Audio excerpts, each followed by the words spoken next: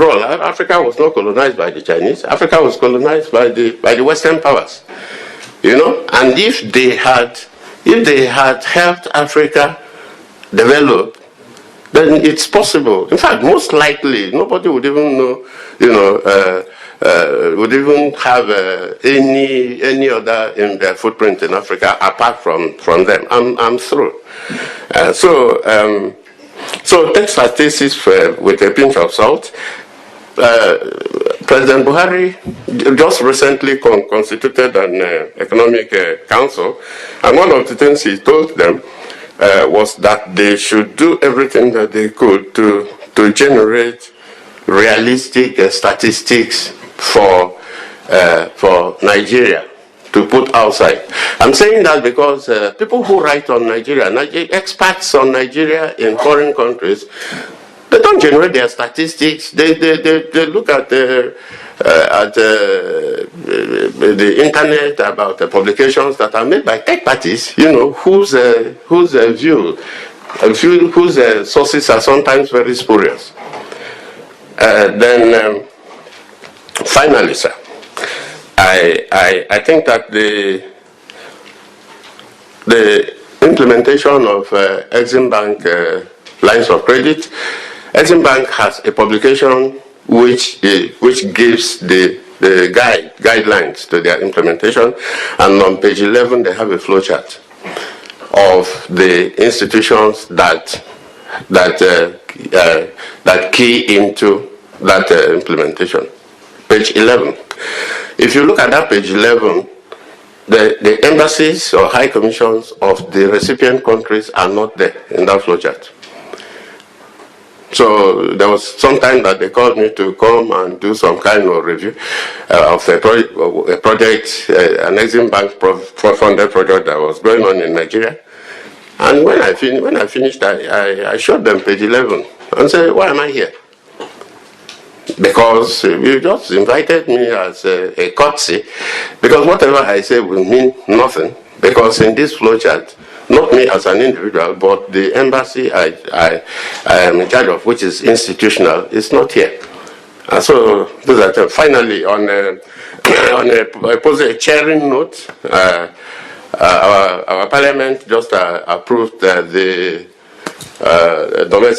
domesticated the treaty, the International Solar Alliance Treaty, and the president has assented to it. The minister was to bring it here in the last ISA treaty, ISA conference, but something came up and he didn't come.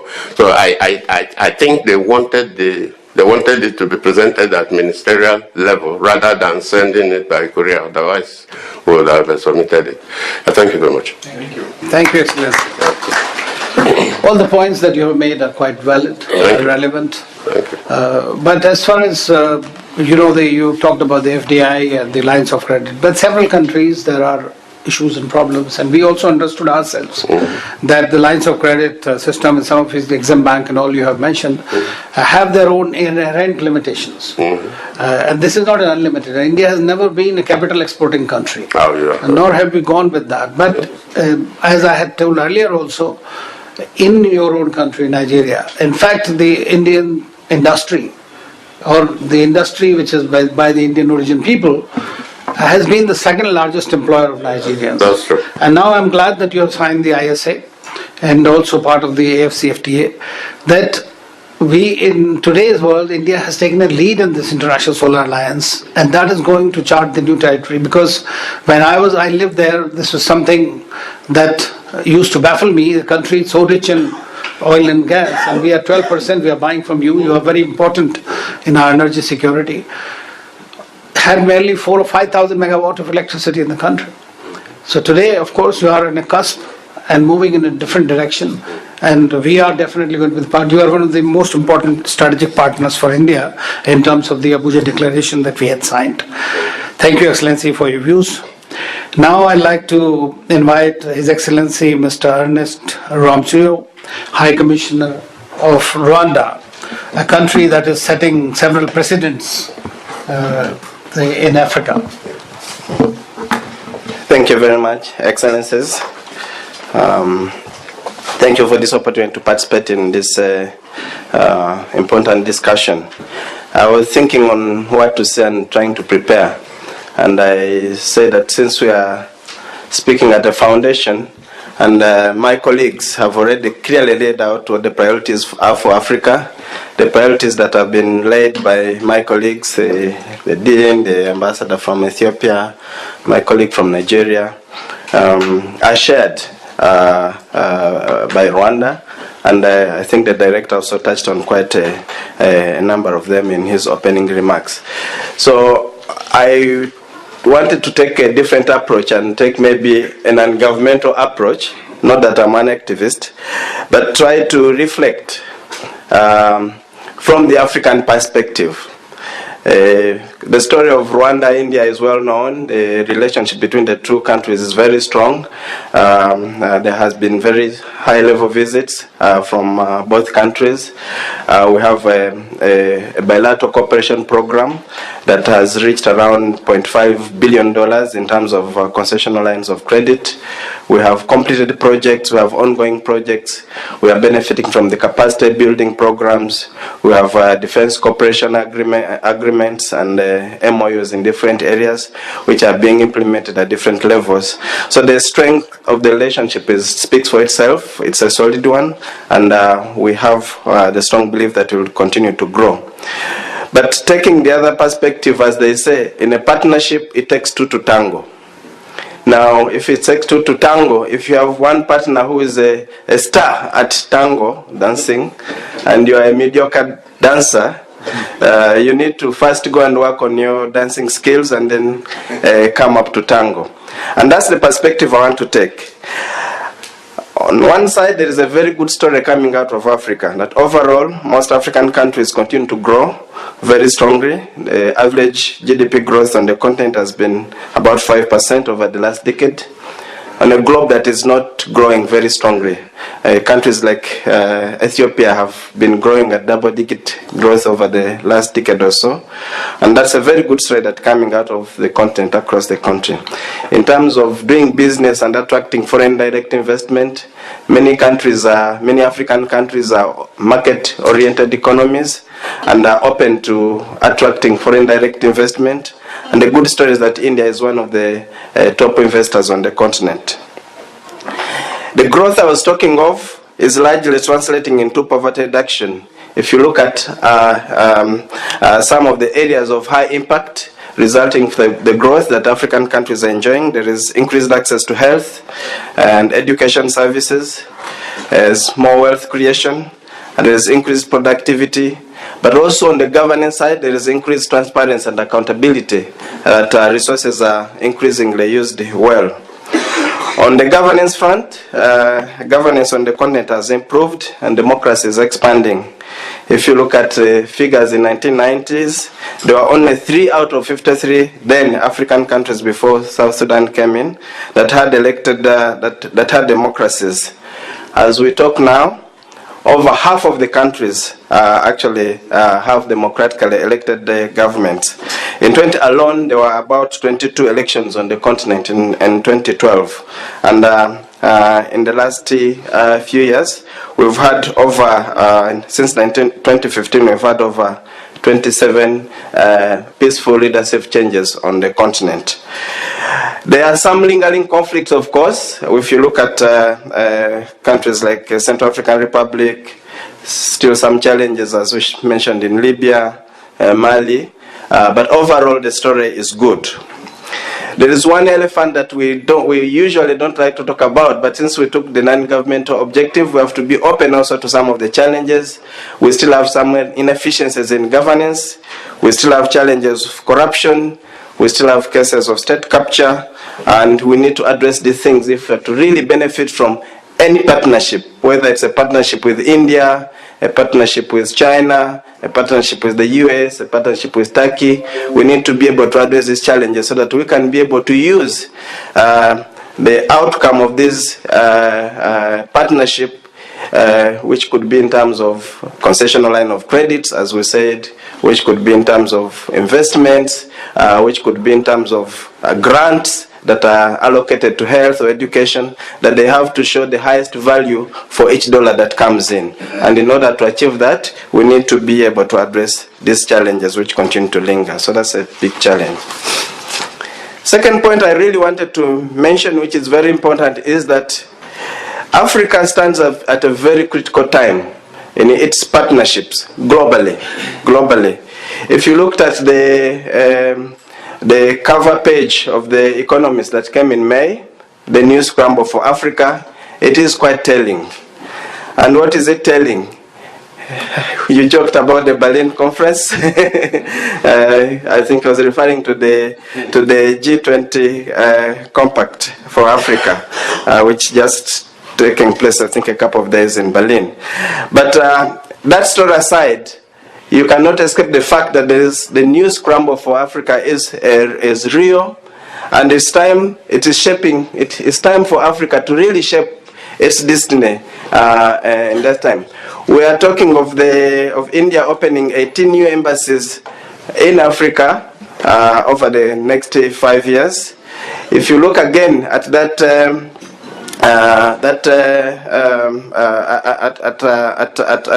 Economist I was talking about, I think over the last decade, about 72 new embassies have been opened by different countries in Africa, and about 36 of those were opened by Turkey alone. So looking at the number of actors that are coming on the continent, there are so many. We tend to focus on China and a few other actors, but there are many actors that are coming. How is Africa positioning itself to actually benefit from this new scramble for the continent? Because everybody wants to have a stake in this growth story, in this success story, in this continent that has huge amount of resources, in this continent that has very high returns to investment, because returns to investments are still quite high, up to 30, even 40% in terms of returns to investment. And this is an increasingly interesting time also when there is an emerging multipolarity, which brings with itself unpredictability, and unpredictability usually may bring instability. So, and Africa really needs to really look at that. There is a resurgent China. There is a renewed interest from Russia on the African continent if you look at different areas of engagement. So Africa needs to really be ready to optimize this new interest on the continent. The big question is, are we truly ready? And I think if we can answer that, then it will speak a lot about how we can also engage with India. Because India is a country of 1.2 billion people, almost coming to touch 1.3 billion people. Africa is a continent of 1.2 billion people also, but 1.2 billion people scattered in 54 different countries. And 54 different countries at different rates of growth, with different market sizes. If you look at Nigeria, which is the largest economy on the continent, touching almost 200 million people, compare that with Rwanda, 12 million people, and maybe another country with a lesser population, I think there is a big story there to tell. And we tend to speak of Africa as one Africa, but it's actually 54 different countries. Maybe if you talk of the AU, 55 members of the AU, if you include all the members. So it is a time for Africa to really think about it seriously. I think African countries need to take ownership and shape their own destiny with a very clear long-term vision. African countries should build stronger, diverse, win-win partnerships with India and the other partners that are coming onto the continent. And now is the opportunity where we are not bound by the old ideological divide, the East-West, capitalism, communism. I think now it's about interests, because each partner is coming with very well-defined interests, very well-defined deliverables. As we are in the impeachment story, we had the word deliverables coming many times. So everybody is coming with very clear deliverables. What are the deliverables for Africa? What are the deliverables for Rwanda? What are the deliverables for Zambia, Ethiopia, Nigeria, South Africa. I think that is going to be the important story going forward. Now, Africa has tried to put its act together. We have the African Union Agenda 2063, which clearly defines priorities, and we are doing a review of the India-Africa Forum Summit, the delivery from the third India-Africa Review Summit. The midterm review took place about a month ago.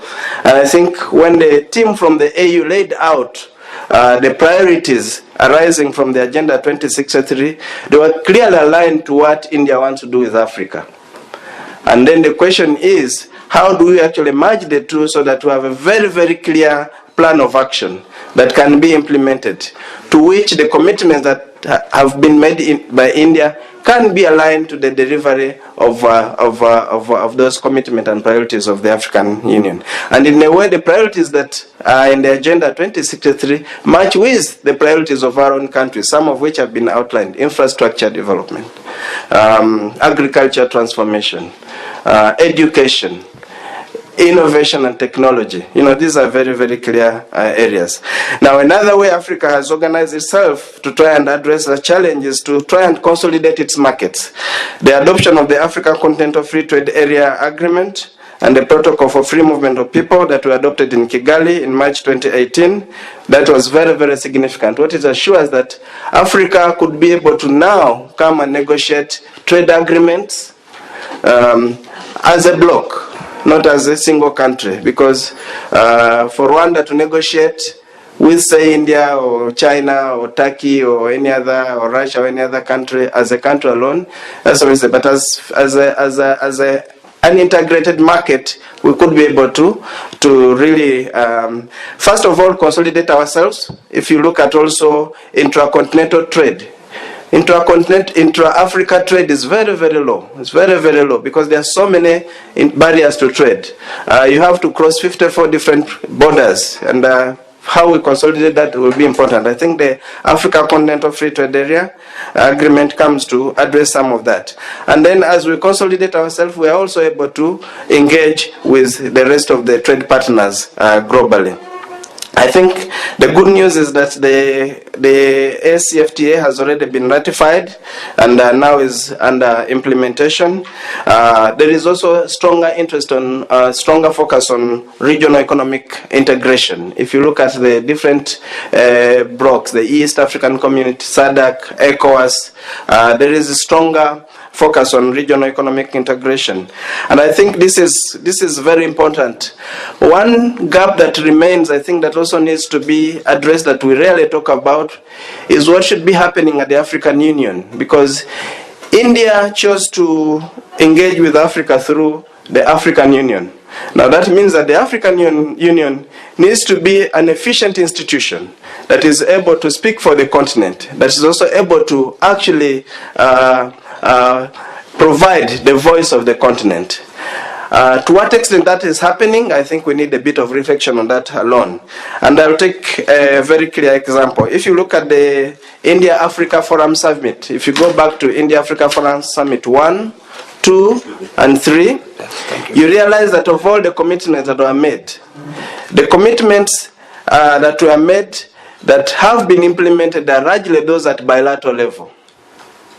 Those at continental level and Pan-African level have largely not been efficiently implemented. The ones at regional level also have not been effectively implemented. Now, if you spread, and most of those at Pan-African level and regional level had to do with setting up of regional institutions, regional centers of excellence in manufacturing, in research and technology, in areas that would be very, very cross-cutting to the development of our countries. So those are largely remain unimplemented. Actually, if you look at IFS 3, many of the commitments from IFS 1 and IFS 2, which had not been implemented, were sunset in IFS 3 because there was no hope that they would ever be implemented.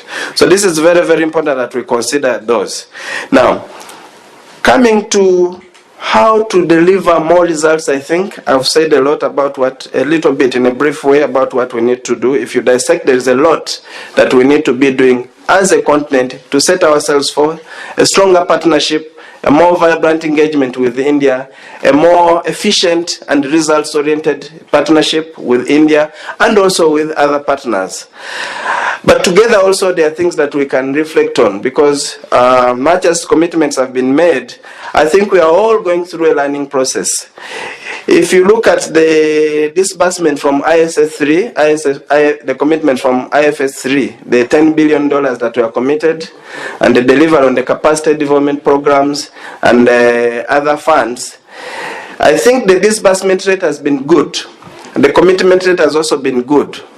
We need to look, though, at the concrete outcomes, because at the end of the day, what is going to make the difference is a completed road, a completed power dam. It will be a food processing plant that has been built in country X. So in terms of the bringing those commitments to logical conclusions where we have actually a verifiable project, I think we could do much faster, we could be more efficient. And I think both of us have some homework to go back and look at what we've been able to do, where we've been more efficient, where we can be more efficient, and where the bottlenecks have been. And if you look at the bottlenecks, I think some of the bottlenecks come when we come to issues like procurement, preparing a comprehensive DPR with a proper project design, with proper costing, with detailed BOQ, where we can be able to know, will this project meet the Indian importation requirement of 75%? Or will it be less than 75%? Sometimes we discover that after the contract actually has been signed. And then we go back to seek relaxation of the Indian importation content. And then we have a delay of 6 months because there's some approval process that I have to go through.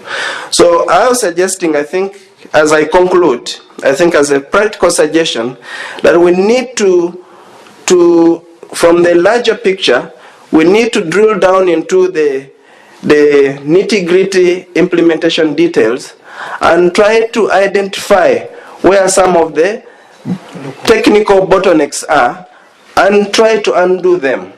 And in that way, we can be able to really be more efficient, be more results-oriented, and be faster. Because some of the things that delay us are not the submission of project requirement and the approval from the government of India and the signing of the agreement. Those are easy. I think the challenges come in the DPR preparation, and some of this time the DPR that is prepared when it comes to contracting, to procurement, does actually not meet the standards, and then you go on discovering things along the way.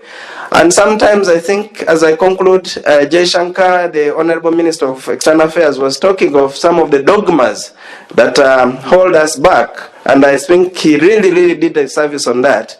And sometimes we really get delayed on principle and on procedure, rather than finding a very creative ways of breaking out of this and trying to focus on outcome. And I think in Rwanda we have come to call this thinking, what do we call it? A kind of, we call them doing things the unconventional way. So I think part of the reason we've been able to move is to do things the unconventional way. So we need to be a little bit unconventional in some of these things so that we don't get bogged down by procedure and process and some nitty-gritty administrative matters. Thank you very much. Thank you. Thank you, Excellency. Very useful, and the panoramic view you gave about what's happening in Africa. And that's why we are all here, that this is going to present a great opportunity. And the practical suggestions, of course, as monitoring mechanism, which we feel that the HOM's heads of missions here should be part of it as far as the projects are concerned. And that is some recommendation that we definitely will convey to the government. You mentioned about unconventional ways. Yes, of course, one has to think like a businessman if you want to really do business. But then the governments also have a problem of adhering to a lot of transparent ways in doing things. But I must compliment you. I have witnessed personally your country's growth story when I visited recently, and it is exemplary, I must say. One of the few countries that is in Africa which is using drones to deliver medicines. and the country is reverberating with youth and with a lot of aspiration and hope. Well, we are left with a few minutes now, and we also have 3 speakers. I would request you to kindly be slightly brief and also provide the key suggestions as to how we can improve. Now I'd like to welcome Her Excellency, the High Ambassador of Somalia, who is very new to this country. Welcome, Madam. Yes, thank you very much for giving me the floor. Yes, I'm very, very new. As a matter of fact, I think I will be the youngest, not as age, but as, seniority. Also, yes. Yeah. The disadvantage of being the last speaker, or one of the last speakers, is that all the important notions has been already said. So there is nothing, almost nothing left for you. But still, I believe that, I will refresh of our minds of the ancient history of Africa and India, and what are the possibilities and what we can exchange each other. I'll just focus on maybe a little bit on that. Of course, I'll add a little more of what my previous colleagues has already showed the concern for Africa. Let me first thank the government of India for helping all Africa in general, and also in particular Somalia. Somalia is a post-conflict country, and you can imagine a country for a long time in civil war. What are their needs and how they need the cooperation of their friends and to reach the progress that they need to. There was a time when Africa and India were one landmass. Today, they are divided by the Indian Ocean. The geographical proximity between the two has played an important role in the development of relations since ancient times. Throughout different periods in history, merchants in Africa and India traded cotton, silk, glass beads, gold, ivory, and much more. As time went by, the relation grew even stronger due to the development of trade routes. In fact, Mumbai became a center of ivory trade between East Africa and Britain, which was the colony of India. In the past history, relations were mainly between India and East Africa, more specifically in Horn of Africa. However, in modern days, and with the expansion of diplomatic and commercial representations, most African nations now tie with India. As a result, today there are many Indians living in Africa who have been there for generations and vice versa. Given these close ties, the Indian-African Foreign Summit, a platform for Indian-African relations, which takes place once every 3 years, I believe, was initiated. When it comes to Somalia, let me say a few things in Somalia. In the ancient times, it was an important center for commerce known as the Land of Punt, since it is located in a strategic area and has the longest coastline in the continent of Africa. The Somalis enjoyed a lucrative trading of myrrh, spice, gold, ebony, short-boned cotton, ivory, and frankincense with the ancient Egyptians, Phoenicians, Babylonians, Indians, Chinese, and Romans through their commercial ports. Today, there is archaeological evidence of an old, sophisticated civilization that once thrived in the Somali Peninsula. Maybe some of you don't have that history. That's why I'm really enlightened. The bilateral relation between Somalia and India began a year after the independence of Somalia in 1960. India was one of the first countries to establish diplomatic ties. The Commissioner of India to Mauritius was accredited as Ambassador of India to Somalia, and later a resident mission was opened in the capital city of Mogadishu. From there, many visits from high-level government officials of the two countries took place, and the relations grew stronger as time went by. However, this is not the first time an Indians were in Somalia. Merchants from East Africa and Indians engaged in trade since the ancient time. Later on 1940s, 50s, many Indians were recruited by the Italian to work in the peninsula, in the plantation in Somalia as well. Trade and development cooperation continued to be main relation between the two countries, with export and import of fruit, oil, seeds, sugar, etc. Today, many Somalians go to India for education and healthcare, and some Indians are also working in Somalia as well. Somalia is important as the maritime neighbor of India, separated by the water of Arabian Sea and Indian Ocean. The major portion of Indian maritime trade passes through the Gulf of Aden along the coast of Somalia. In this regard, investing in Somalia is advantageous. Cooperation between Africa and India is mutually beneficial. African countries have benefited from India investment in capacity building, transfer of affordable technology, investment in infrastructure such as roads, dams, rural electrification, and solar energy. On the other hand, Africa is a key territory on the global map. Rich in oil and natural resources, it's the world's fastest growing region for foreign direct investment. Africa is full of promise and untapped riches. From 60% of the world arable land with an extremely high investment potential to having the richest solar resources on the planet. Large oil deposits, human resources and reserves of mineral such as cobalts and platinum that are needed in the fast-growing clean energy industries. Africa also possesses important ingredients for producing critical technology. As Prime Minister Modi mentioned in his 10th guiding principles, Africa will, and I quote, Africa will be the top of our priority.